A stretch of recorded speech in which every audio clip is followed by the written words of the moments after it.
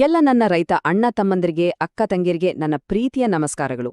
ಒಂದ್ ಮಾತ್ ಹೇಳಿ, ನಿಮ್ಮ ತೋಟದಲ್ಲಿ ಹೊಲದಲ್ಲಿ ಬಿದ್ದು ಒಣಗಿ ಹೋಗಿರೋ ಮರ ಗಿಡ ಕಡ್ಡಿ ಕಸವನ್ನೆಲ್ಲ ಏನ್ ಮಾಡ್ತೀರಾ? ಹೆಚ್ಚಿನವರು ಬೆಂಕಿ ಹಚ್ಬಿಡ್ತಾರೆ ಅಲ್ವಾ? ಒಂದ್ ನಿಮಿಷ ನಿಲ್ಲಿ. ನೀವ್ ಸುಡ್ತಿರೋದು ಕೇವಲ ಒಣ ಕಟ್ಟಿಗೆಯನ್ನಲ್ಲ, ನಿಮ್ದೇ ಕಾಲ ಕೆಳಗೆ ಅಡಗಿರೋ ಒಂದು ಚಿನ್ನದ ಗಣಿಯನ್ನ. ಹನಿ ನೀರಿಲ್ಲದೆ ಈ ಬರಗಾಲದ ಬೇಗೆಯಲ್ಲೂ ನಿಮ್ಮ ಹೊಲದಲ್ಲಿ ಹಚ್ಚ ಹಸಿರು ಬೆಳೆ ತೆಗೆಯೋಕ್ ಆಗತ್ತೆ ಅಂದ್ರೆ ನೀವ್ ನಂಬ್ತೀನಾ? ಒಂದೇ ರೂಪಾಯಿ ಖರ್ಚಿಲ್ಲದೆ ಆ ಯೂರಿಯಾ ಡಿಎಪಿ ಅಂತ ರಾಸಾಯನಿಕಗಳ ಸಹವಾಸವೇ ಇಲ್ಲದೆ ಕೇವಲ ನಿಮ್ಮ ಹೊಲದಲ್ಲೇ ಬಿದ್ದಿರೋ ಕೊಳೆತ ಮರದ ತುಂಡುಗಳಿಂದಲೇ ಬಂಪರ್ ಫಸಲು ತೆಗೀಬೋದು ಅಂದ್ರೆ ಹೇಗಿರುತ್ತೆ? ಇದ್ಯಾವುದೋ ಹೊಸ ಕತೆ ಅಂತ ಅನಿಸ್ತಿದ್ಯಾ? ಖಂಡಿತ ಇಲ್ಲ. ಇದು 100ಕ್ಕೆ 100 ಸತ್ಯ.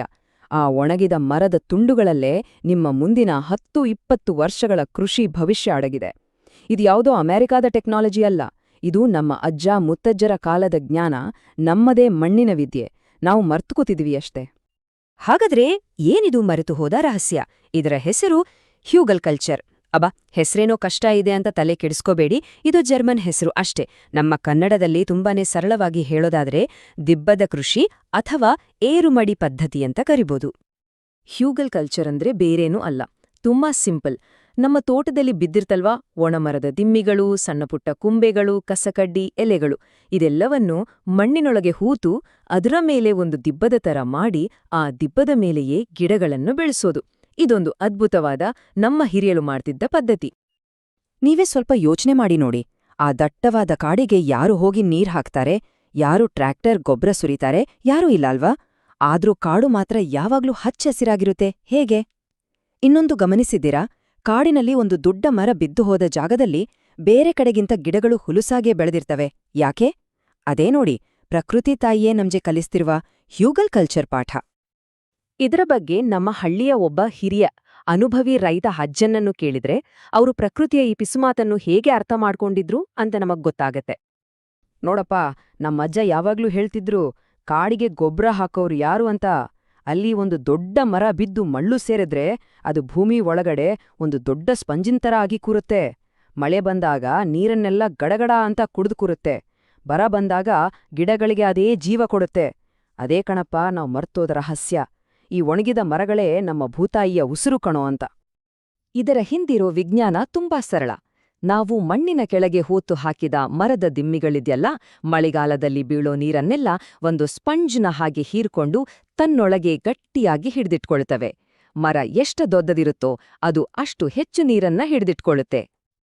ಆಮೇಲೆ ಬೇಸಿಗೆ ಶುರುವಾದಾಗ ಭೂಮಿಯ ಮೇಲಿನ ಮಣ್ಣೆಲ್ಲ ಒಣಗಿ ಬಿರುಕು ಬಿಟ್ರೂ ಆ ಮರದ ಸ್ಪಂಜ್ ಮಾತ್ರ ತನ್ನಲ್ಲಿರೋ ತೇವಾಂಶವನ್ನ ನಿಧಾನವಾಗಿ ಗಿಡದ ಬೇರುಗಳಿಗೆ ಸಪ್ಲೈ ಮಾಡ್ತಾನೇ ಇರುತ್ತೆ. ಇದರಿಂದೇನಾಗುತ್ತೆ? ಬೇಸಿಗೆಯಲ್ಲೂ ನಿಮ್ಮ ಗಿಡಗಳು ಹಸಿರಾಗಿರುತ್ತವೆ, ಪದೇ ಪದೇ ನೀರು ಹಾಯಿಸೋ ಚಿಂತೆಯೇ ಇರೋದಿಲ್ಲ. ಅಷ್ಟೇ ಅಲ್ಲ, ಈ ಮರ ವರ್ಷಗಳು ಕಳೆದಂತೆ ನಿಧಾನವಾಗಿ ಕೊಳೆಯುತ್ತಾ ಮಣ್ಣಿಗೆ ಬೇಕಾದ ಎಲ್ಲ ಸತ್ವಗಳ ಒಂದು ಖಜಾನೆಯಾಗುತ್ತೆ. ಇದು ಕೋಟ್ಯಾಂತರ ಸೂಕ್ಷ್ಮ ಜೀವಿಗಳಿಗೆ, ನಮ್ಮ ರೈತನ ಮಿತ್ರ ಎರೆಹುಳುಗಳಿಗೆ ಒಂದು ಅರಮನೆ ಕಟ್ಟಿಕೊಟ್ಟ ಹಾಗೆ. ಇದರಿಂದ ನಿಮ್ಮ ಮಣ್ಣು ಬರಡು ಮಣ್ಣಾಗೋದಿಲ್ಲ, ಬದಲಿಗೆ ಜೀವಂತ ಉಸಿರಾಡುವ ಮಣ್ಣಾಗ್ತದೆ. ಹಾಗಾದ್ರೆ ಈ ಜೀವಂತ ದಿಬ್ಬವನ್ನು ನಿರ್ಮಿಸೋದು ಹೇಗೆ? ಕೇಳ್ಲಿಕ್ಕೆ ಏನೋ ದೊಡ್ಡ ಕೆಲ್ಸ ಅಂತ ಅನ್ಸ್ಬೋದು, ಆದ್ರೆ ಇದು ಜೀವನದಲ್ಲಿ ಒಮ್ಮೆ ಮಾಡುವ ಶ್ರಮ ಅಷ್ಟೇ. ಇದರ ಫಲವನ್ನಂತೂ ನೀವು ವರ್ಷಗಳ ಕಾಲ ಅನುಭವಿಸ್ಬೋದು. ಮೊದಲನೇದಾಗಿ, ನಿಮ್ಮ ಜಮೀನಿನಲ್ಲಿ ನಿಮಗೆ ಬೇಕಾದಷ್ಟು ಉದ್ದ, ಸುಮಾರು 2-3 ಅಡಿ ಆಳದ ಒಂದು ಗುಂಡಿ ತೋಡ್ಕೊಳ್ಳಿ. ಆಮೇಲೆ ಅದರ ತಳದಲ್ಲಿ ನಿಮ್ಮಲ್ಲಿರೋ ದೊಡ್ಡ ದೊಡ್ಡ ಮರದ ದಿಮ್ಮಿಗಳನ್ನ ಇಡಿ. ನೆಂಪಿರ್ಲಿ, ಬೇವು, ಮಾವು, ಹಲ್ಸು, ಅಕೇಶಿಯಾದಂಥವ ಗಟ್ಟಿ ಮರಗಳಾದ್ರೆ ತುಂಬಾ ಒಳ್ಳೇದು. ಅದರ ಮೇಲೆ ಸಣ್ಣಪುಟ್ಟ ಕಡ್ಡಿಗಳು, ಒಣಗಿದ ಕೊಂಬೆಗಳು, ಜೊತೆಗೆ ಸ್ವಲ್ಪ ಹಸಿ ಎಲೆಗಳ ಪದರವನ್ನು ಹಾಕಿ. 4ನೇ ಸ್ಟೆಪ್, ಅದರ ಮೇಲೆ ಚೆನ್ನಾಗಿ ಕಾಯ್ದ ಕುಟ್ಟಿಗೆ ಗೊಬ್ಬರ ಅಥವಾ ಕಾಂಪೋಸ್ಟ್ ಅನ್ನು ಹರಡಿ. ಕೊನೆಯದಾಗಿ, ನೀವು ಮೊದಲು ಅಗದು ತೆಗೆದ ಮಣ್ಣನ್ನು ಅದರ ಮೇಲೆ ಮುಚ್ಚಿ ಒಂದು ದಿಬ್ಬದ ಆಕಾರ ಕೊಡಿ. ಅಷ್ಟೇ, ನಿಮ್ಮ 10-20 ವರ್ಷದ ಫಸಲಿನ ಅಡಿಪಾಯ ರೆಡಿಯಾಯ್ತು. ಒಮ್ಮೆ ನೀವು ಈ ರೀತಿ ಒಂದು ದಿಬ್ಬವನ್ನ ಕಟ್ಟಿಬಿಟ್ರೆ ಅದು ಮುಂದಿನ 5-10, ಕೆಲವೊಮ್ಮೆ 20 ವರ್ಷಗಳ ಕಾಲ ನಿಮ್ಮ ಭೂಮಿಗೆ ಪೋಷಣೆ ಕೊಡ್ತಾನೇ ಇರುತ್ತೆ. ಮತ್ತೆ ಗೊಬ್ಬರ ಹಾಕೋದು, ಉಳುಮೆ ಮಾಡೋ ಚಿಂತೆಯೇ ಇಲ್ಲ. ಇದು ನಿಮ್ಮ ಭೂಮಿಯಲ್ಲಿ ನೀವು ಮಾಡುವ ಒಂದು ಫಿಕ್ಸ್ಡ್ ಡೆಪಾಸಿಟ್ ಇದ್ದ ಹಾಗೆ, ಬಡ್ಡಿ ಸಮೇತ ವಾಪಸ್ ಬರುತ್ತೆ. ನೋಡಿ, ಇದರ ಅತ್ಯಂತ ದೊಡ್ಡ ಶಕ್ತಿ ಇರುವುದೇ ಶೂನ್ಯ ಖರ್ಚಿನಲ್ಲಿ. ಇವತ್ತು ರೈತರನ್ನು ಕಾಡುತ್ತಿರುವ 2 ದೊಡ್ಡ ಸಮಸ್ಯೆ ಅಂದ್ರೆ ಒಂದು ನೀರಿನ ಅಭಾವ, ಇನ್ನೊಂದು ಗೊಬ್ಬರ ಔಷಧದ ದುಬಾರಿ ಖರ್ಚು.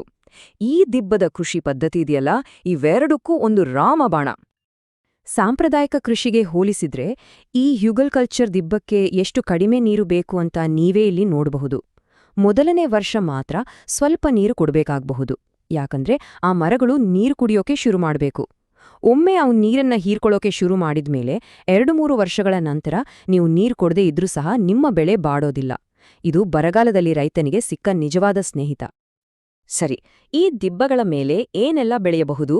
ಮೊದಲ ವರ್ಷದಲ್ಲಿ ತರಕಾರಿಗಳಾದ ಟೊಮೆಟೊ, ಬೀನ್ಸ್, ಸೌತೆಕಾಯಿ, ಕುಂಬಳಕಾಯಿ, ಹೀರೆಕಾಯಿಯಂತಹ ಬೆಳೆಗಳು ಅದ್ಭುತವಾಗಿ ಬರ್ತವೆ. ವರ್ಷಗಳು ಕಳೆದಂತೆ ಮಣ್ಣು ಇನ್ನಷ್ಟು ಶಕ್ತಿಶಾಲಿಯಾದಾಗ ಪಪಾಯ, ಬಾಳೆ, ನಿಂಬೆ, ನುಗ್ಗೆಯಂತಹ ಹಣ್ಣಿನ ಗಿಡಗಳನ್ನು ನೆಡಬಹುದು. ಬಳ್ಳಿ ತರಕಾರಿಗಳು ಮತ್ತೆ ಗೆಡ್ಡೆ, ಗೆಣಸುಗಳಿಗಂತೂ ಇದು ಸ್ವರ್ಗ ಇದ್ದ ಹಾಗೆ. ಬನ್ನಿ, ಒಂದು ಖರ್ಚು ವೆಚ್ಚದ ಲೆಕ್ಕಾಚಾರ ನೋಡಿಬಿಡೋಣ. ಇದಕ್ಕೆ ತಗುಲುವ ಖರ್ಚು ಏನೋ ನಿಮ್ಮ ಒಂದಿನದ ಶ್ರಮ ಅಷ್ಟೇ. ಆದ್ರೆ ಲಾಭ, ಗೊಬ್ಬರದ ಖರ್ಚು 0, ನೀರಿನ ಖರ್ಚು 70-80% ಕಡಿಮೆಯಾಗುತ್ತೆ. ನಿಮ್ಮ ಮಂಡು ಮುಂದಿನ 20 ವರ್ಷಗಳ ಕಾಲ ಜೀವಂತವಾಗಿರುತ್ತೆ, ಮತ್ತೆ ಪದೇ ಪದೇ ಉಳುಮೆ ಮಾಡೋ ಕೆಲ್ಸಾನೂ ತಪ್ಪುತ್ತೆ. ಇದಕ್ಕಾಗಿ ಇದನ್ನು ಬಡವನ ಬ್ರಹ್ಮಾಸ್ತ್ರ ಅಂತ ಕರೆಯೋದು. ಈಗ ಆಯ್ಕೆ ನಮ್ಮ ಕೈಯಲ್ಲಿದೆ. ನಾವು ನಮ್ಮ ಭೂಮಿಗೆ ಮತ್ತು ನಮ್ಮ ಮುಂದಿನ ಪೀಳಿಗೆಗೆ, ಅಂದ್ರೆ ನಮ್ಮ ಮಕ್ಕಳಿಗೆ ಯಾವ ರೀತಿಯ ಭವಿಷ್ಯವನ್ನು ಬಿಟ್ಟು ಹೋಗಬೇಕು ಅಂತ ನಾವೇ ತೀರ್ಮಾನ ಮಾಡಬೇಕು. ಆದ್ರೆ ಕೆಲವು ಎಚ್ಚರಿಕೆಗಳನ್ನು ಪಾಲಿಸೋದು ತುಂಬಾನೇ ಮುಖ್ಯ. ಮೊದಲನೆಯದಾಗಿ, ಹಸಿ ಮರವನ್ನು ಬಳಸಬೇಡಿ, ಯಾಕಂದ್ರೆ ಅದು ಮಣ್ಣಿನಲ್ಲಿರುವ ಸಾರವನ್ನು ಹೀರ್ಕೊಂಡು ಗಿಡಗಳನ್ನು ಬೆಳೆಯೋಕೆ ಬಿಡೋದಿಲ್ಲ. ಎರಡನೆಯದು, ನೀಲಗಿರಿ, ಸೀಡರ್, ವಾಲ್ನಟ್ನಂತಹ ಮರಗಳನ್ನು ಬಳಸಬೇಡಿ. ಅವುಗಳಲ್ಲಿನ ರಾಸಾಯನಿಕಗಳು ಬೇರೆ ಗಿಡಗಳಿಗೆ ಒಳ್ಳೆಯದಲ್ಲ.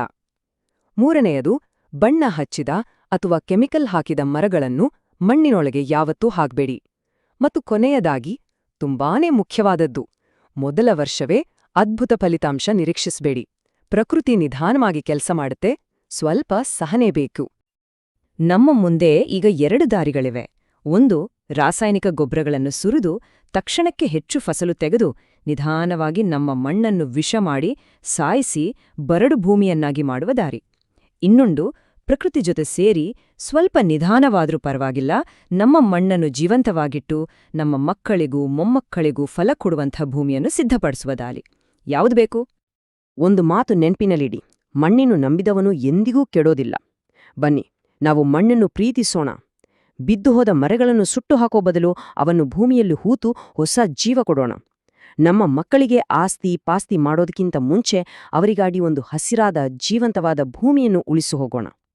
ನಾವು ಪ್ರಕೃತಿಯ ವಿರುದ್ಧ ಹೋರಾಡೋದು ಬೇಡ, ಪ್ರಕೃತಿಯ ಜೊತೆ ಕೈಜೋಡಿಸಿ ನಡೆಯೋಣ.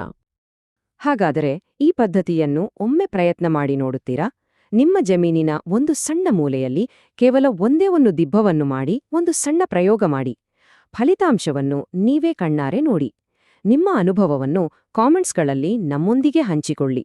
ಈ ಅಮೂಲ್ಯವಾದ ನಮ್ಮ ಪೂರ್ವಜರ ಜ್ಞಾನವನ್ನು ಬೇರೆ ರೈತರಿಗೂ ತಲುಪಿಸಲು ಸಹಾಯ ಮಾಡಿ. ಈ ರೀತಿಯ ಇನ್ನಷ್ಟು ಉಪಯುಕ್ತ ಮಾಹಿತಿಗಾಗಿ ನಮ್ಮ ಚಾನೆಲ್ಗೆ ಚಂದಾದಾರರಾಗಿ.